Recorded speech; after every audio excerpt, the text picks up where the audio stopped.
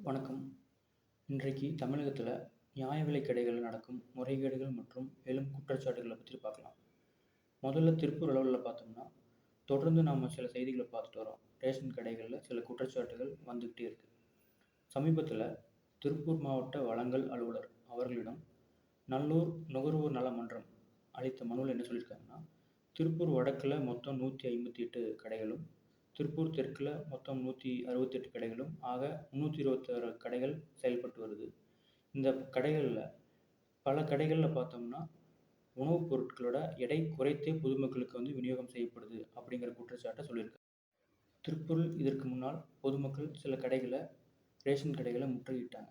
அதற்கு காரணம் சரிவர பொருட்கள் தரதில்லைன்னும், தரமற்ற அரிசியை பொதுமக்களுக்கு விநியோகம் செய்துவிட்டு, தரமான அரிசியை சில தனியார் நிறுவனங்களுக்கு அதிக விலைக்கு வித்துடுறாங்க அப்படிங்கிற காரணங்களுக்காகவும் முற்றுகையிட்டு இருந்தாங்க. இது திருப்பூர் அளவுல. மேலும் தமிழகம் முழுவதுமே பார்த்தா, பரவலாக சில இடங்கள்ல ரேஷன் கடைகள்ல முறைகேடு நடக்கிறதா நமக்கு தொடர்ந்து செய்திகள் வந்துகிட்டே தான் இருக்கு. 2024ஆம் ஆண்டு மட்டும் தமிழகத்துல ரேஷன் பொருட்கள் கடத்தல் தொடர்பா 11,000 வழக்குகள் பதிவு செய்யப்பட்டிருக்கு. மேலும் 9 கோடி மதிப்புள்ள 33,000 குவிண்டால் ரேஷன் அரிசியும் 18,000 லிட்டர் மண்ணெண்ணெயும் பறிமுதல் செய்யப்பட்டுள்ளதா செய்திகள் சொல்லுது.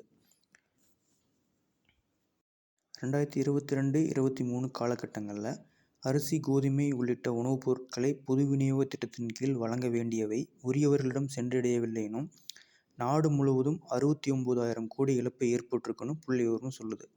அதுவே தமிழகத்தில் மட்டும் சுமார் 1,900 கோடி இழப்பு ஏற்பட்டிருக்கிறதா சொல்கிறாங்க. அதாவது 5 லட்சம் டன் அரிசி அரசின் கணக்கிலிருந்து விடுவிக்கப்பட்டு பயனாளிகளிடம் சென்றடையவில்லை அப்படிங்கிற குற்றச்சாட்டு தான் இந்த கணக்கு. அதாவது 21 லட்சம் குடும்பங்களுக்கு வழங்கப்பட வேண்டிய இலவச அரிசி கடத்தப்பட்டிருக்கிறது அப்படிங்கிறது தான் இதோட அளவீடு.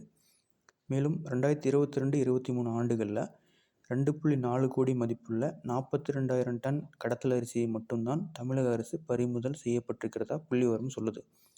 இந்த தகவல் அனைத்தும் இந்திய ஆராய்ச்சி குழு செய்த ஆய்வில் கண்டறியப்பட்டவை.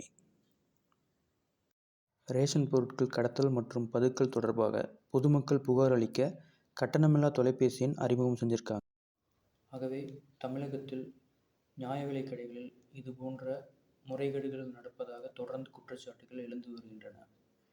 ஆகவே மாண்புமிகு உணவுத்துறை அமைச்சர் சக்கரபாணி அவர்கள் மேற்கொண்டுள்ள நடவடிக்கைகள் குறித்து விளக்கமளிக்குமாறு கேட்டுக்கொள்கிறோம்.